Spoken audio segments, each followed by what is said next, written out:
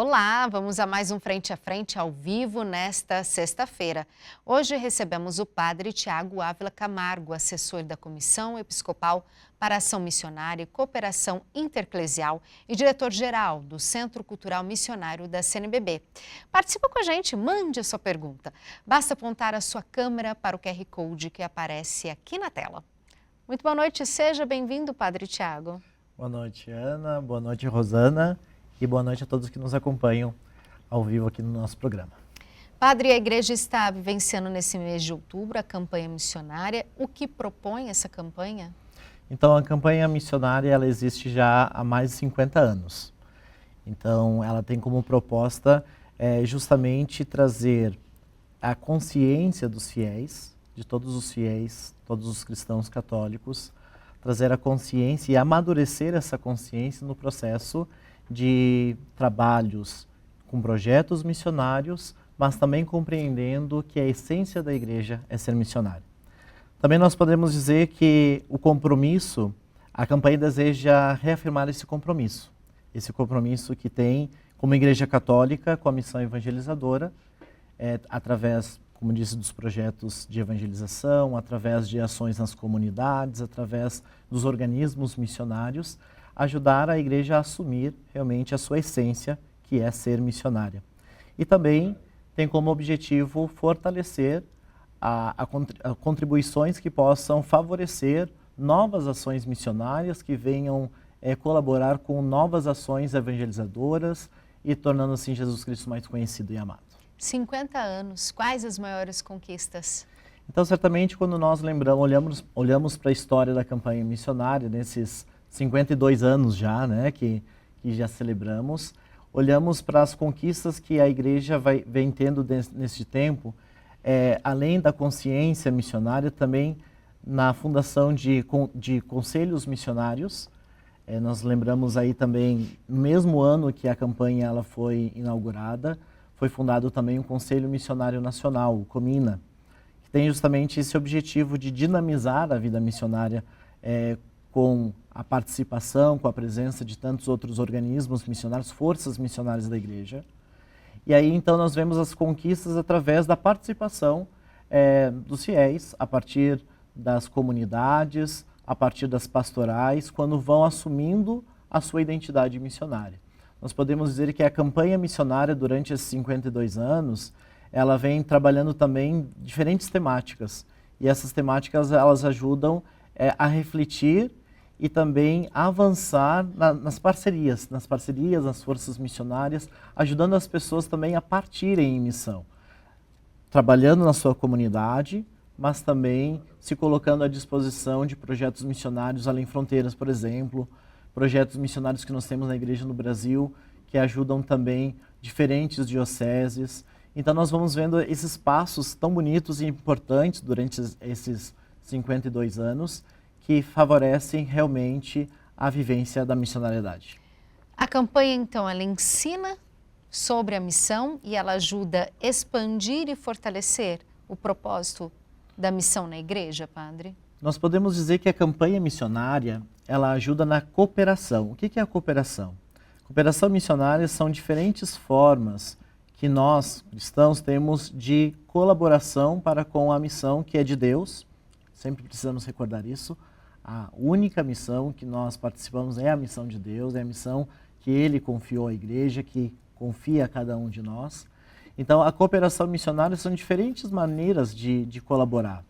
Nós lembramos 3 principais formas. A primeira delas é a cooperação espiritual. Não podemos jamais esquecer a importância, o lugar que ocupa a oração, a espiritualidade na vivência da missão. Não existe missão sem oração. Então, o primeiro passo é esse. E aí nós vamos tomando consciência de que quem de nós não pode rezar? Quem de nós não pode trazer nas suas preces, nos seus louvores a Deus, as diferentes realidades que tocam, sejam elas mais próximas ou elas mais distantes, que tocam a nossa realidade humana. Então, na oração, nós somos convidados também, e talvez até mesmo desafiados, a alargar o nosso coração, a alargar a nossa consciência, sabendo que a nossa oração toca e promove e ajuda, colabora também com a vida e a missão dos missionários que estão além fronteiras, que são distantes, que talvez nós nunca vamos conhecer. Mas, como formamos um só corpo, a oração nessa vivência da intimidade com Deus vai formando também um coração que se torna cada vez mais generoso. Então, a primeira forma de cooperação é a oração. Mas também existem outras formas de cooperação, como, por exemplo, a cooperação material, financeira, através das nossas contribuições, das nossas ajudas, que podemos também sustentar a vivência da missionariedade e ajudam também missionários a realizarem projetos que vão promover a vida nas suas diferentes dimensões, nas suas diferentes esferas, ajudando as pessoas também a ter uma vida digna. Então, a finalidade principal de uma cooperação financeira, cooperação material, é justamente promover a vida em dignidade, com dignidade, e a evangelização tem esse grande compromisso. E uma terceira forma de cooperação que nós podemos recordar também é a cooperação, a doação da própria vida. Ou seja, missionários e missionárias que, com uma consciência amadurecida, com uma consciência da realidade que pede tantos sinais de Deus, tanta presença de Deus, podem se questionar como eu posso ajudar, o que eu posso fazer, como eu posso colaborar. E a resposta muitas vezes é justamente o discernimento do chamado que Deus faz para ajudar com a própria vida. Então, as pessoas que partem em missão, que saem da sua localidade, deixam sua família, sua comunidade de origem, para serem essas testemunhas de Jesus Cristo nas mais diversas realidades e contextos da humanidade. E aí nós vamos recordando os missionários e missionárias que partem das nossas comunidades, por vezes, aqui no Brasil, e vão para outros países, outros continentes, e aí são presença de Deus, são presença da igreja no meio das mais diversas culturas e contextos sociais, religiosos também, né? Nem sempre o missionário vai para um contexto em que todos são cristãos, mas nessa realidade é chamado também a testemunhar o amor, a experiência do amor de Deus que faz na sua vida. Eu vou chamar a Rosana Carvalho para a nossa entrevista. Muito boa noite, Rosana. Temos perguntas? Sim, Ana. Boa noite, Ana. Boa noite, Padre Tiago. Boa noite a todos que estão acompanhando Frente a Frente. Participe conosco, envie sua pergunta. E vamos de participação. Vou chamar aqui agora o Luiz Antônio Monteiro. Paz e bem, minha saudação muito fraternal. O que a igreja no Brasil em geral e a CNBB em especial podem fazer no Ano Santo Jubileu da Esperança marcado pelo Papa Francisco? Então, obrigado pela pergunta. Acredito que nós, nesse contexto, inclusive de sínodo que nós estamos vivenciando, nós teremos mais uma bela oportunidade para vivenciar a sinodalidade. De maneira conjunta, de maneira a formar novas parcerias, de maneira assim a caminhar em conjunto, em comunidade. A vivência comunitária, nesse sentido, ela se torna muito importante. Então, nesse novo ano que nós vamos celebrar, o Ano Santo, o Ano Jubilar, nós vamos ter muitas oportunidades de dar testemunho da esperança. Essa provocação que o Santo Padre nos faz, inclusive, de sermos testemunhas, sermos peregrinos da esperança, né? Então, testemunhando a nossa experiência com Deus, a nossa experiência com Jesus Cristo. Enquanto organização na vida da Igreja, a CNBB, a Conferência Nacional dos Bispos do Brasil, tem essa rica oportunidade de, junto às nossas dioceses, as mais diversas arquidioceses, dioceses, prelazias, as nossas igrejas particulares, de manifestar esse caminho de comunhão, de unidade, de fraternidade. E manifestando nesse caminho essa unidade, em sinodalidade, manifestar ao mundo, à sociedade em geral, de que um novo mundo, uma nova sociedade que viva os valores da justiça e da paz é possível e que nós precisamos sempre e de novo testemunhar. E temos perguntas de casa, vou chamar a Rosana. Temos a Solange da Silva de Barretos. Ela pergunta: qual a diferença do trabalho missionário do homem ao trabalho missionário da mulher, padre? Aqui nós poderíamos dizer que a diferença está justamente no que é próprio do homem e o que é próprio da mulher. né? Cada um com as suas características, cada um com as suas habilidades, cada um com as suas percepções de realidade, favorecem o trabalho missionário de maneira diferenciada. E aí, quando nós olhamos para as nossas comunidades, por exemplo, formada por homens e mulheres, pessoas de boa vontade que são dispostos a cooperar com a missão que é de Deus, como eu já dizia, nós vamos percebendo cada um colocando os seus dons, os seus talentos, as suas virtudes à disposição. Porque missão também é servir, né? E justamente no serviço é que nós vamos percebendo como cada uma pode, ao seu modo, na sua disposição, na sua generosidade, colaborar para que Jesus Cristo seja conhecido. Às vezes nos perguntam, né, o que é a missão mesmo? E nós precisamos recordar que nós somos continuadores da missão de Jesus. E qual foi a missão de Jesus? A missão de Jesus foi apresentar o reino de Deus. Então nós precisamos ter essa consciência. Então perguntar qual é a diferença entre o homem e a mulher nos trabalhos missionários, cada um com as suas habilidades, cada um com o seu jeito, cada um com os seus talentos, mas todos trabalhando para tornar o reino de Deus presente na nossa sociedade, nos nossos contextos, por mais diversos que sejam, e que é tão importante a presença de cada um e de cada uma. Padre, a tecnologia, os meios sociais, tem impulsionado ou tem algum papel na ajuda para promover o trabalho das campanhas missionárias? Quando nós falamos sobre tecnologia, acho que um dos primeiros fatores da tecnologia que nós recordamos são os meios de comunicação, né? Tão presentes e tão acessíveis hoje em dia, né? Na palma da mão estão as nossas redes sociais, está o nosso acesso aos diferentes conteúdos. E certamente esses meios, né, esses instrumentos que a tecnologia nos traz, que nos apresentam, servem muito para a evangelização, para tornar o trabalho missionário também mais difundido nos diferentes contextos. E aqui nós recordamos, inclusive, essa sessão do Sínodo, que nós estamos também acompanhando, em que tem se falado muito sobre a missão no mundo digital. Então, justamente essa presença da igreja nesses meios, nesses recursos, nós não podemos jamais esquecer. Quando nós lembramos, inclusive, a campanha missionária, os principais modos de nós tornarmos hoje a campanha missionária conhecida são através das redes sociais, através da internet, dos diferentes sites, que vão assim difundindo e fazendo chegar aos diferentes povos, aos diferentes grupos, comunidades e contextos, a proposta que a igreja tem através da campanha. Então, com certeza os meios de tecnologia eles favorecem muito, são muito importantes, não podem jamais ser desconsiderados e que nos ajudam também nos tornar próximos. E além disso, além de levar a campanha missionária, levar a evangelização também a tantas pessoas, as tecnologias nos ajudam também como fonte de informação.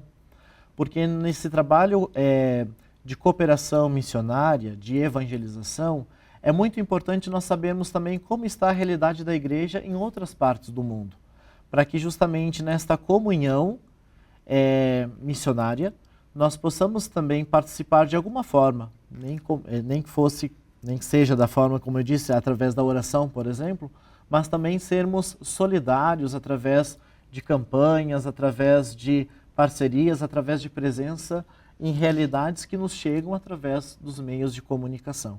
Então a tecnologia ela nos ajuda tanto a levar aquilo que nós, enquanto igreja no Brasil, preparamos, produzimos e promovemos, como também é a fonte de acesso às informações dos nossos irmãos e irmãs espalhados pelo mundo todo. Uma maneira de conscientizar sobre as necessidades sociais que existem no mundo, de uma forma mais geral, padre? Sim, justamente quando nós lembramos, por exemplo, a campanha da fraternidade, aqui falamos várias campanhas, mas a campanha da fraternidade neste ano, quando nós lembramos a amizade social, por exemplo, que isso impacta diretamente na vivência entre os grupos, entre as pessoas, a vivência em comunidade, em sociedade. Então nós vamos percebendo que os meios de comunicação nos ajudam também a promover meios de formar a consciência das pessoas e, ao mesmo tempo, nos tornarmos mais próximos dessas realidades que precisam tanto do anúncio do Evangelho, que precisam tanto da mensagem que Jesus Cristo traz à humanidade. Padre, as missões, elas podem mudar, fortalecer, ajudar o lugar que elas atendem de alguma maneira, que vive uma realidade social, cultural, de saúde, se está sendo atendida, então uma realidade que carece um apoio. Após essa ajuda da campanha, essa presença missionária, como o senhor sente que tudo é mudado no lugar atendido? Quando nós falamos sobre essa presença da igreja na sociedade, nós vamos percebendo também que nós somos agentes de transformação.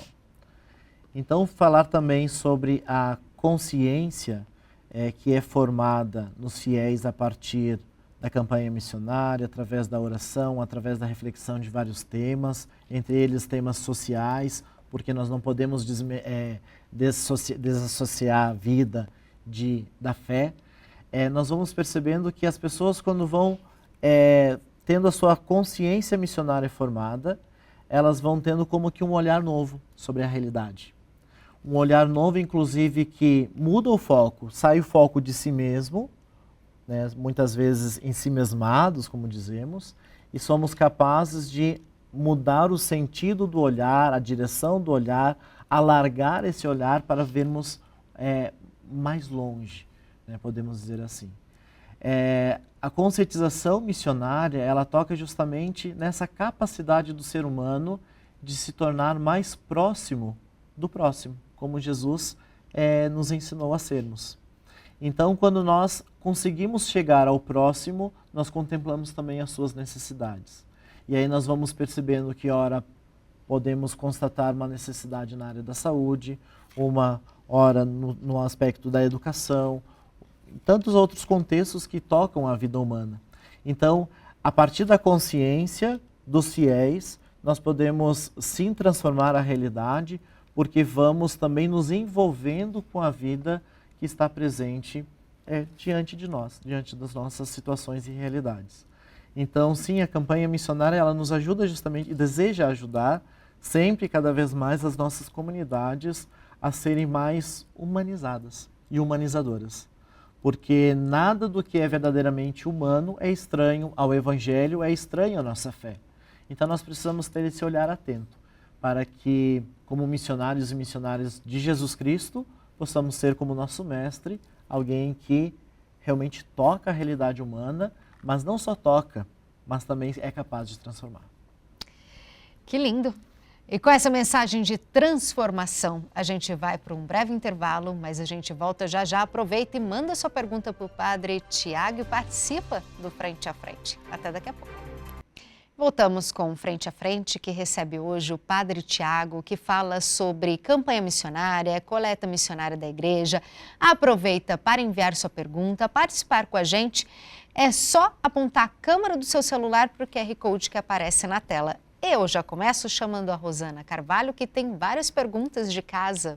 Rosana? E a pergunta que nós temos aqui é do diácono André Maritan.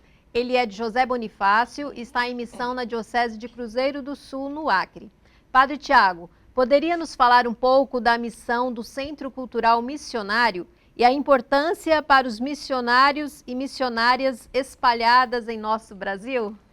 Tudo bem, diácono, obrigado pela pergunta. Então, além de assessor da Comissão para Ação Missionária, nós estamos também nesta atividade junto ao Centro Cultural Missionário, que, como eu gosto de dizer, deseja ser a casa de formação missionária, né, para a igreja no Brasil, para todos cristãos leigos e leigas, ministros ordenados, consagrados e consagradas. O Centro Cultural Missionário ele já tem mais de 40 anos, né, surgiu em 1982, e vem formando missionários e missionárias para as diferentes frentes missionárias, como, por exemplo, o Projeto Igrejas Irmãs, que é um dos projetos também importantes que nós temos na igreja no Brasil, que colaboram tanto, né, na formação desses missionários, na formação realmente da pessoa do missionário, né, que deseja vivenciar a missão que recebeu de Deus, mas também na formação dos missionários que estão chegando ao Brasil. Nós temos um grupo atualmente no Centro Cultural de 24 missionários, oriundos de 11 países diferentes. Estão conosco num curso chamado Curso do Centro de Formação Intercultural, sendo formado em língua portuguesa, mas também na iniciação à vida missionária no Brasil. Então, o Centro Cultural realmente é esse lugar que oferece diversas formações para os diferentes agentes de pastoral, os agentes missionários das igrejas locais, e realmente o centro ele vem formando e fazendo a diferença na vida de muitos missionários e missionárias. E como é enriquecedora essa troca de experiências, de olhares, de vivências, para dar mais gás ainda para essa missão? Com certeza, porque quando nós constatamos na prática, né, nós encontramos, tocamos ali a vida dos missionários que chegam ao Centro Cultural, buscando formação, buscando se preparar para justamente servir a igreja no Brasil. Imagina, pessoas que vêm do outro lado do mundo. Nós temos missionários, por exemplo, da Índia, do Vietnã, Burkina Faso. Então, vários lugares do mundo que são enviados para o Brasil, nós percebemos essas pessoas ali se preparando para servir as comunidades, para servir o povo de Deus que está no Brasil. Então, essa troca é muito enriquecedora e realmente nos alegra muito sabermos que tem pessoas que estão disponíveis, dispostas realmente a servir a igreja no Brasil, e nós estamos de braços abertos para acolher esses missionários e missionárias. Rosana, temos perguntas de casa? Sim, São Paulo participando aqui conosco. A Juliana Benez, ela pergunta: a questão do celibato é importante para debate no Brasil, padre? Então, a questão do celibato, na vivência, lembrando, né, o celibato enquanto estado de vida, né, assumido pelos ministros ordenados, mas também por outros cristãos que desejam viver esse estado de vida, é importante porque nos ajuda também a perceber um modo de doação e de serviço, de entrega ao reino de Deus, na vivência prática, na vivência das nossas comunidades, na vivência dos diferentes ministérios também que a igreja oferece, né? Trazer essa questão, essa reflexão sempre é importante, porque associada também a outros estados de vida, como por exemplo a vida matrimonial, e sempre associado também à castidade, né? Aqui às vezes existe uma confusão entre a castidade, o celibato, mas que precisam também estar bem entendidos e caminhando juntos, nos ajudam a compreender melhor a vivência vocacional. E quando falamos de vocação, também falamos de missão. Então, quando nós compreendemos a vocação associada a uma missão específica no seio da igreja, e que por vezes essa vocação pede uma entrega, uma doação total de vida, nós olhamos para o celibato como esse grande valor, esse grande presente de Deus para a igreja no Brasil, que permite tantos missionários e missionárias a partirem em missão numa liberdade tão bonita, tão enriquecedora também nas experiências dos fiéis. Coleta missionária acontece agora neste final de semana. Como que funciona a coleta, padre? Explica pra gente. Funciona em todo o Brasil? Então, a coleta missionária ela está associada ao Dia Mundial das Missões. Nesse ano de 2024, nós vamos celebrar o dia 20, o domingo, como Dia Mundial das Missões. Mas como no sábado, 19, nós já celebramos a liturgia dominical, nós incluímos então esses 2 dias como Dia Mundial das Missões. E o Dia Mundial das Missões, com a ajuda da mensagem que o Papa escreve todos os anos, que é divulgada no mês de janeiro, e que se torna conhecida para todo o mundo, com a ajuda da reflexão que o Papa faz com a mensagem, nós celebramos esse dia para renovar o nosso desejo de estarmos respondendo com generosidade à missão que Jesus nos confia. E aí a coleta missionária ela surge como um gesto concreto, como uma resposta concreta de colaboração para tantos projetos missionários que nós ajudamos como igreja no Brasil, nesse caso, não somente no Brasil. Para nós termos ideia, a coleta missionária de 2023, ela colaborou com 1.118 dioceses de nova fundação espalhados pelo mundo que precisam de ajuda financeira. Então, a coleta é essa oportunidade de nós colaborarmos com tantas realidades missionárias espalhadas pelo Brasil, inclusive também realidades dentro do próprio Brasil, dentro das nossas dioceses e também dos nossos regionais. Para nós compreendermos, a coleta missionária é a coleta que todas as comunidades realizam, então, nesse final de semana, são recolhidas pelas dioceses integralmente direcionadas às Pontifícias Obras Missionárias, que é a instituição responsável por fazer a arrecadação nacional e depois destinar ao que nós chamamos de Fundo Mundial de Solidariedade. Então, as Pontifícias Obras Missionárias é que tem essa responsabilidade de fazer o repasse dos recursos recebidos pelas mais de 200 dioceses que nós temos no Brasil. E depois, em assembleia, lá na Santa Sé, no Vaticano, então são decididos os projetos que serão assistidos pelos recursos recolhidos de todos os países que contam com as Pontifícias Obras Missionárias, que, se eu não me engano, são mais de 130 países que contam com as Pontifícias Obras, e aí então destinam os recursos de uma maneira assim mais justa e mais de acordo com as necessidades. Quanto é importante essa doação para a manutenção da campanha missionária, o trabalho que realiza, esse cuidado para quem tanto precisa de uma assistência? Então, quando nós tomamos consciência do nosso compromisso missionário, nós também assumimos com responsabilidade o compromisso que temos com os nossos irmãos e irmãs, de maneira especial os mais pobres. Então, quando nós pensamos as igrejas mais pobres espalhadas pelo mundo, as igrejas particulares, aqui falamos, né? Presentes no mundo, às vezes com um número tão reduzido de cristãos, mas que estão lá zelando pela sua fé, estão celebrando semanalmente o domingo, o dia do Senhor, e que com a vida doada também nesses espaços vão tornando o Evangelho uma presença real. Então, quando nós tomamos consciência da importância da coleta missionária e ajudamos, tem um sentido pessoal, em que eu assumo realmente esse lugar de evangelizador, de missionário com aquilo que eu posso ajudar, com aquilo que eu posso contribuir, e também se torna uma importância para o sustento dessas realidades mais diversas. Então, a campanha missionária, ela deseja também nos ajudar a alargar o coração, alargar não somente a consciência, mas o coração missionário, o coração católico, né, que se sente responsável pela vivência missionária no mundo todo. Não somente lá na sua comunidade, na sua paróquia, mas a realidade missionária é presente no mundo todo. Aí lembramos que a missão é universal. Nós vivenciamos, sim, no nosso local, na nossa comunidade, e vivendo bem, né, nesses contextos, nós estamos colaborando com a missão universal. Então, como é importante nós termos, através da campanha missionária, essa conscientização e, através da coleta missionária, essa participação realmente efetiva. Vou chamar a Rosana porque temos pergunta lá da sua terra, padre. Isso mesmo, vem de Porto Alegre. É do professor Dr. Vitor Nedel, ele é professor da UFRGS e pesquisador do campo das juventudes. E ele pergunta: como o senhor vê as juventudes hoje, especialmente em relação ao engajamento em questões sociais e a busca por sentido em suas vidas, dentro e fora da atuação missionária?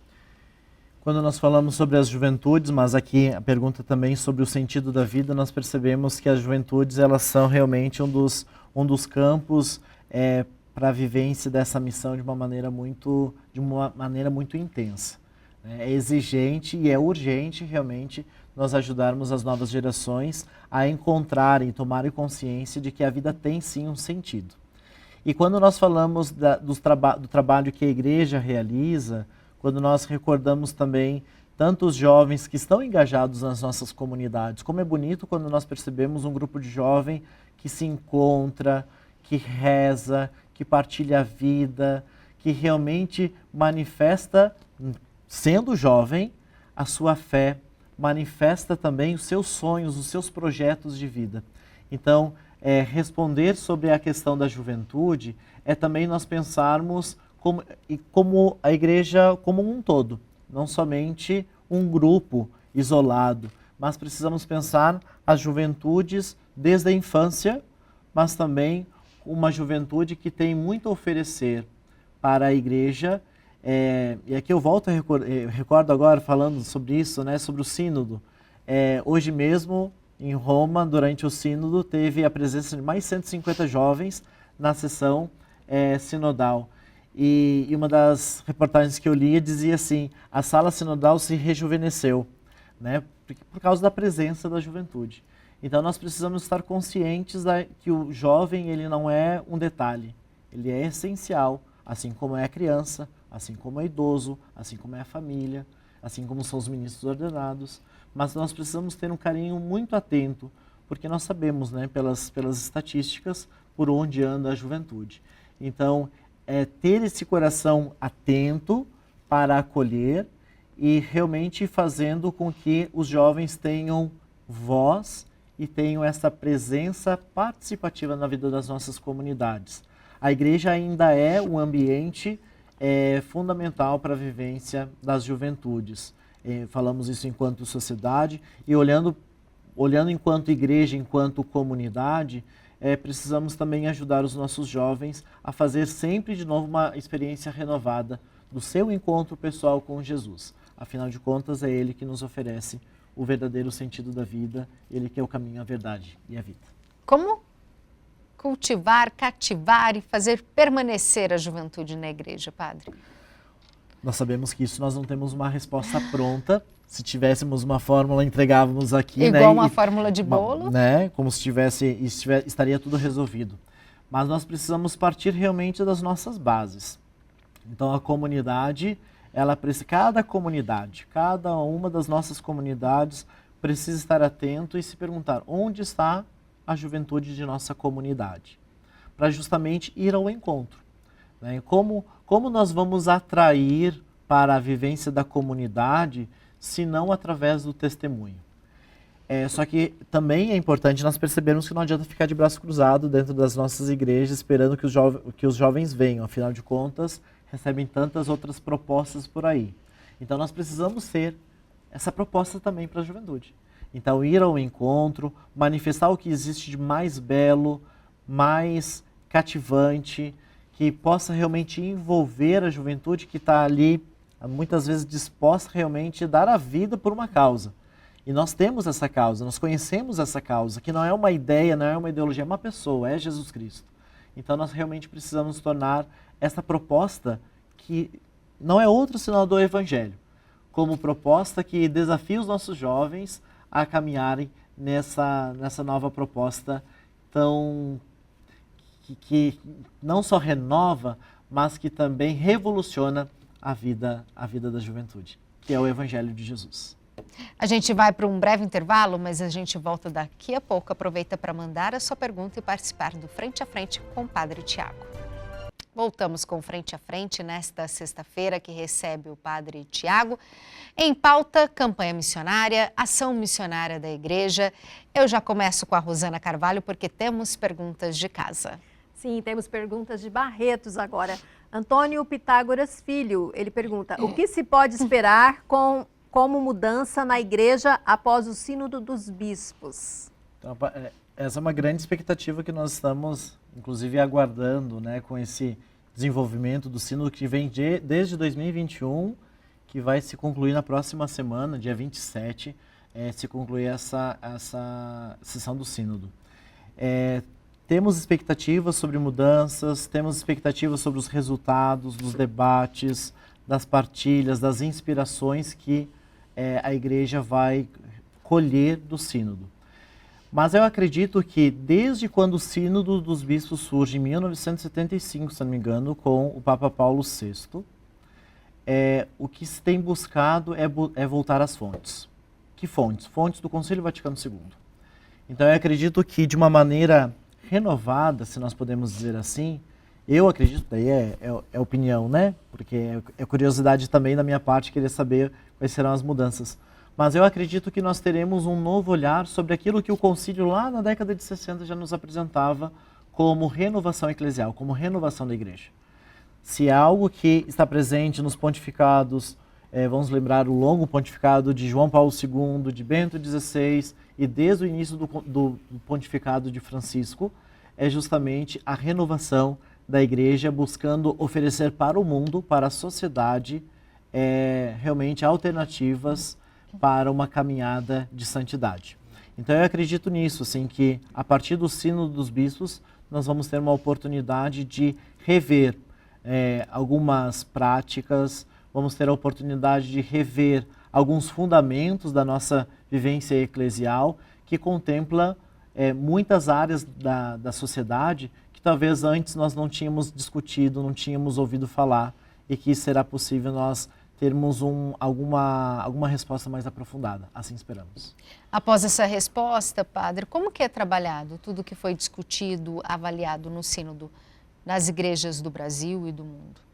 Então, depois de concluído o sínodo, nós temos o documento final do sínodo, e depois se entrega esse documento para o Papa, e o Papa decide o que fazer, né? Acaba havendo essa decisão que é própria do Papa.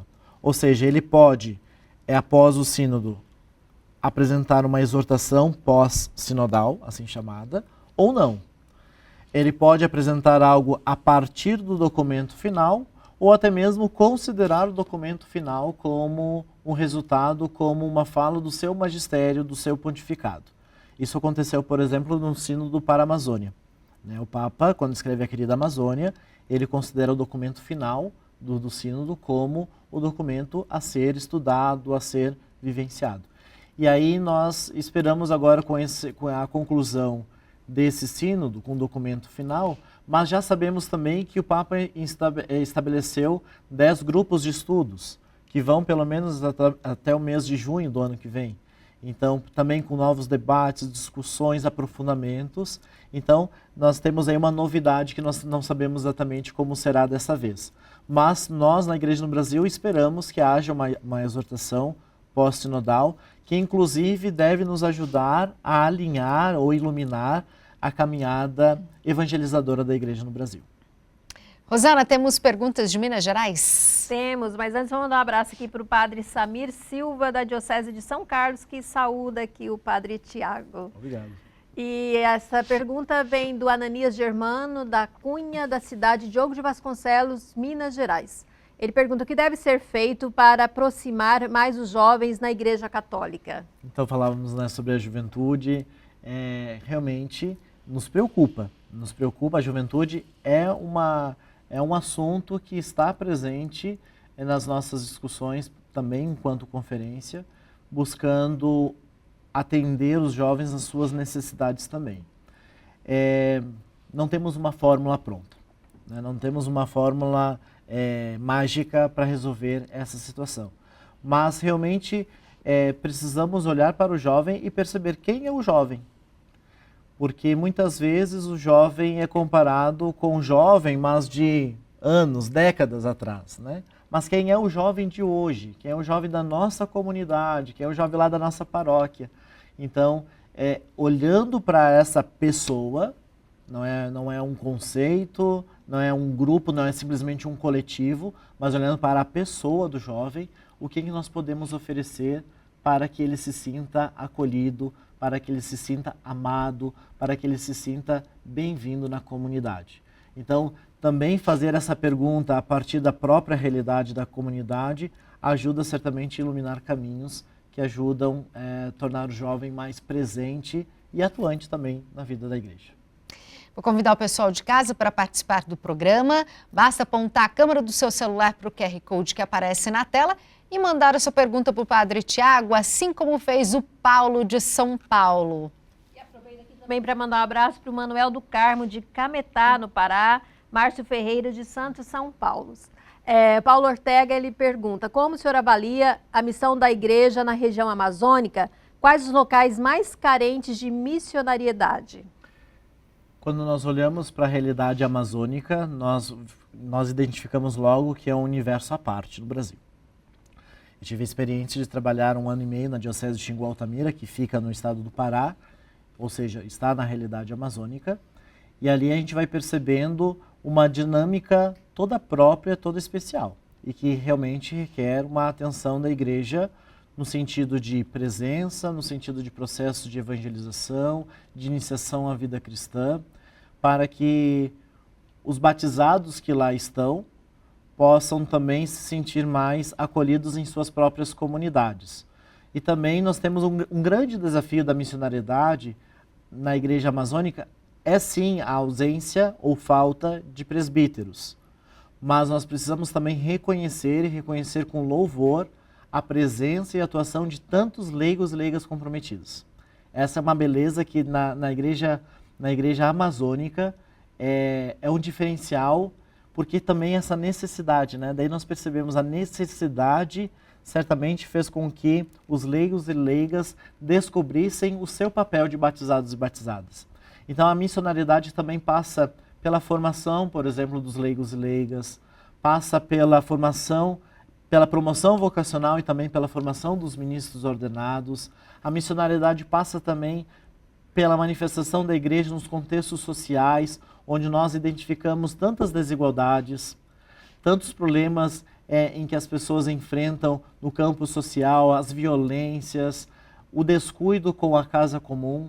Então a missionariedade, ao formar a consciência dos cristãos, também se compromete a lançar um novo olhar, um novo senso de pertença e participação dessa mesma igreja católica, que é essa que está em São Paulo, que está no Nordeste, que está no Rio Grande do Sul, enfim, que está espalhado pelo Brasil todo. Nós somos a igreja católica presente no Brasil, também na realidade amazônica. Então, nós temos atividades ou ações missionárias que buscam colaborar com a igreja na Amazônia.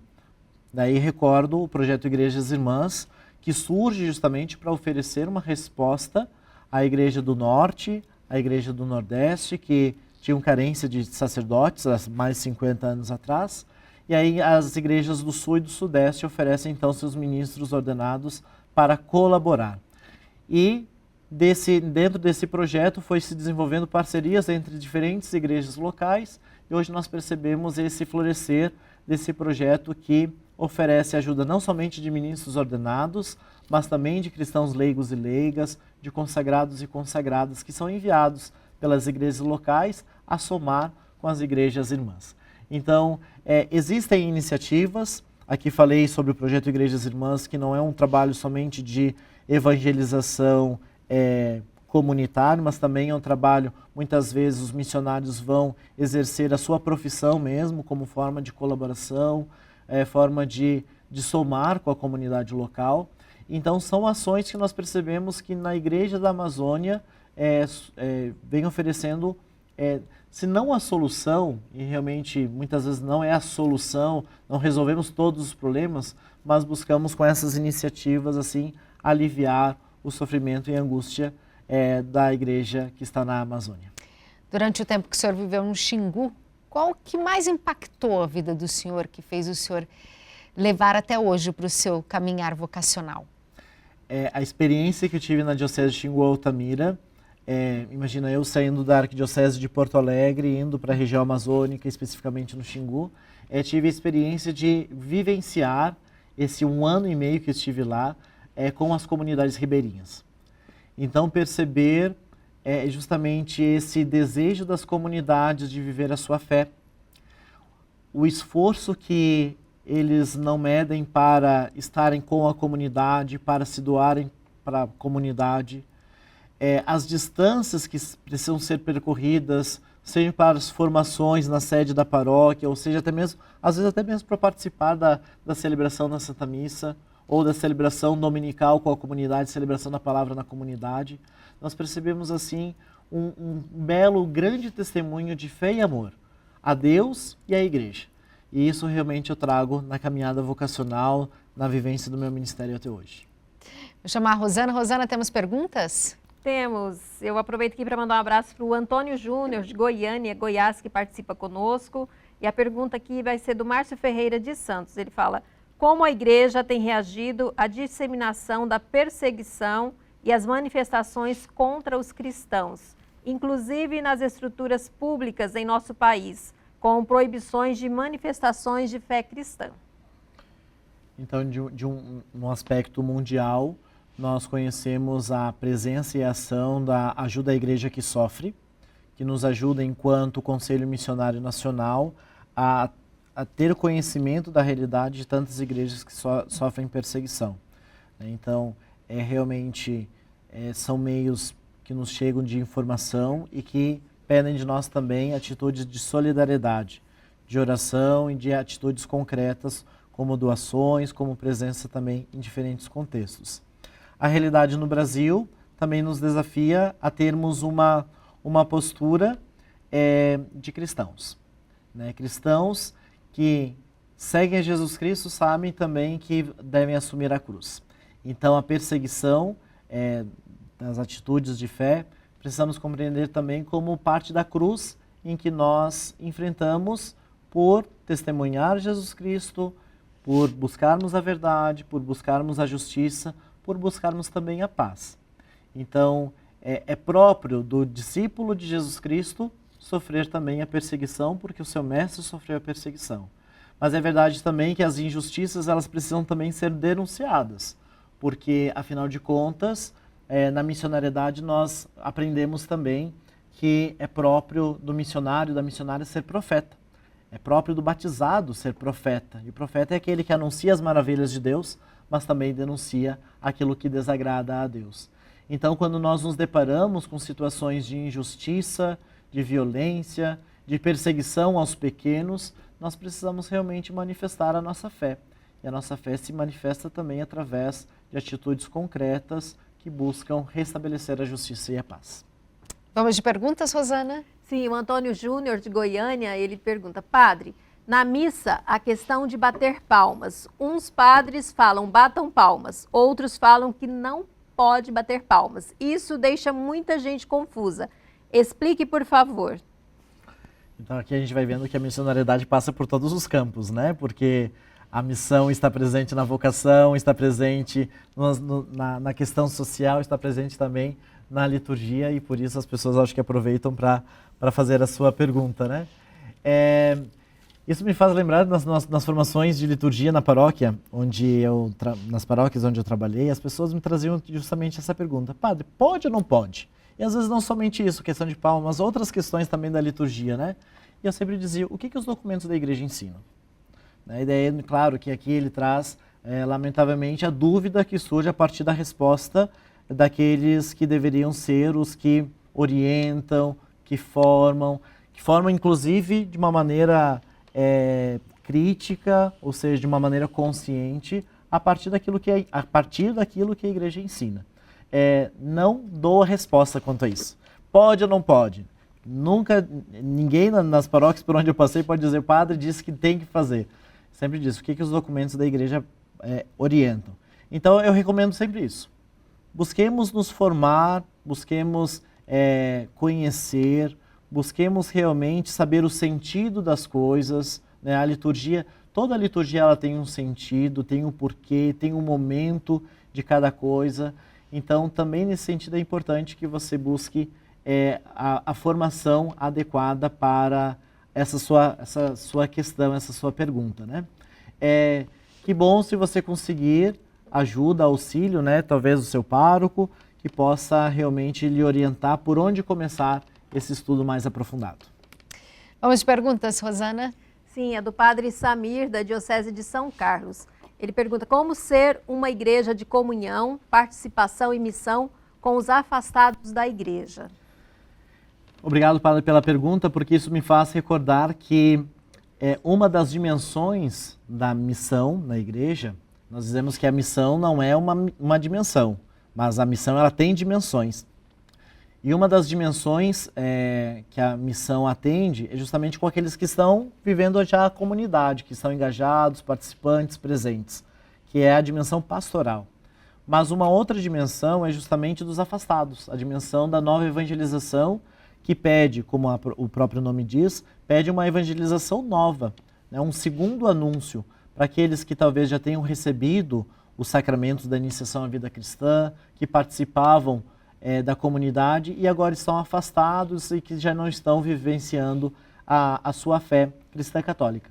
Então, e o Papa Francisco nos ajuda a responder essa pergunta quando ele nos fala do paradigma missionário realmente, que a igreja precisa ser uma igreja em saída.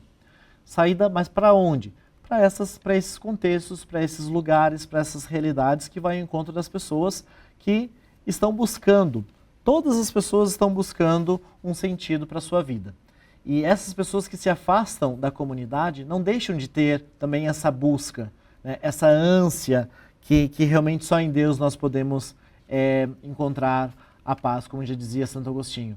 Então, a igreja ela precisa assumir de fato essa característica de ser uma igreja em saída para buscar, não para buscar, para trazer de arrasto as pessoas que se afastaram, mas ir ao encontro primeiramente para escutar.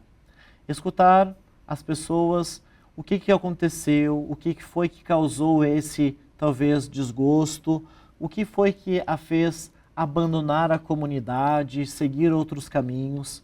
Porque, por vezes, nessa atitude de encontro, de escuta, de acolhida, nós temos uma nobre, uma rica experiência, uma rica oportunidade de vivenciar um acolhimento, mas também uma oportunidade para revisar as nossas próprias práticas, que às vezes na correria a gente não percebe, que deixamos de acolher, deixamos de atender, deixamos de ir ao encontro, deixamos de perceber a necessidade do outro dentro da própria comunidade, e isso faz com que as pessoas se afastem.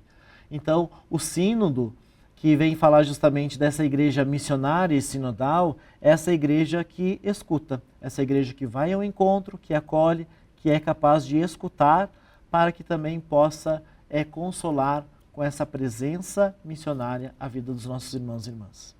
Rosana, temos perguntas de Porto Alegre? Sim, a pergunta é do Luiz Carlos Camargo. Padre Tiago, pode falar sobre o papel das novas comunidades na missão da igreja hoje? Então, as novas comunidades buscando também atender, primeiramente reconhecer o carisma, né, que toca cada uma das novas comunidades. Nós sabemos que as novas comunidades, elas são motivadas por carismas, e cremos que o carisma ele é dado por Deus, né, é a partir também de uma realidade, é próprio do nosso tempo. Cada carisma, na verdade, da vida religiosa também não é diferente. Nas novas comunidades isso também acontece.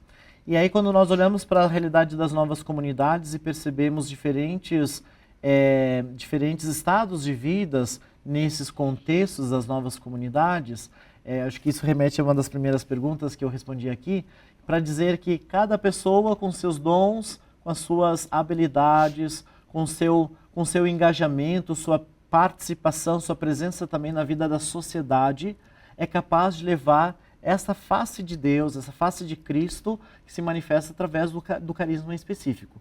E ao levar Cristo através desse carisma próprio, dessa faceta própria em que Jesus se manifesta e se dá a conhecer por essas novas comunidades, perceber que o Evangelho de Jesus Cristo também acaba sendo conhecido, também acaba sendo praticado e vivenciado. Então, as novas comunidades na igreja e na missão da igreja, elas ocupam um papel muito importante porque se somam às forças missionárias de tantos organismos que nós temos na igreja no Brasil. Estou aqui lembrando, como por exemplo o Conselho Missionário Nacional, a Conferência dos Religiosos do Brasil, as Pontifícias Obras Missionárias, a própria CNBB através da Comissão da Ação Missionária. Nós vamos percebendo a força missionária que essas novas comunidades têm e que a partir da experiência que elas desempenham na igreja e na sociedade, tornam Jesus Cristo conhecido e amado. Passou tão rápido, Padre Tiago, nós estamos terminando, mas antes, deixe uma mensagem para quem ficou com a gente nesta sexta-feira. Então, é uma alegria poder partilhar com vocês tantos assuntos que nos fazem refletir sobre a nossa missão. A missão que nós acolhemos de Jesus Cristo, a missão que é de Deus e que nós participamos a partir do nosso batismo. Nesse final de semana, então, vamos celebrar o Dia Mundial das Missões. Temos a oportunidade de louvar e bendizer a Deus por nos chamar e confiar a nós.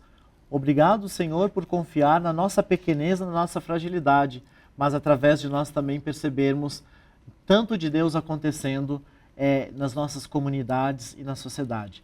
Que o Dia Mundial das Missões seja essa oportunidade de nós louvarmos a Deus e com a nossa generosidade ajudarmos, através da coleta missionária, tantos projetos e tantas igrejas locais espalhadas pelo mundo todo.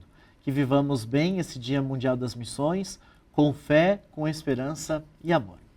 Que mensagem linda, muito obrigada, Padre Tiago. Obrigado. Eu agradeço a Rosana, a toda a equipe e principalmente a você que acompanhou o Frente a Frente.